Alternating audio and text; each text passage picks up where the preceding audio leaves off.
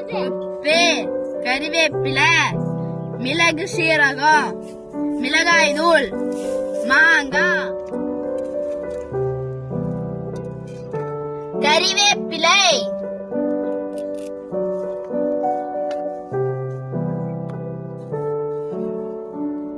இதை எல்லாத்தையும் நல்லா இடிக்கணும்.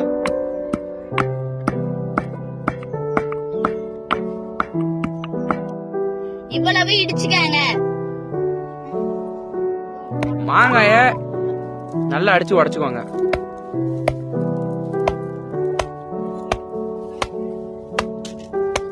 போதும் போதும். மாங்காய் காட்டு. ஓகேடா. இந்த மாங்காயில பூசுங்க. கொஞ்சமா எடுத்து நல்லா போட்டுக்கோங்க.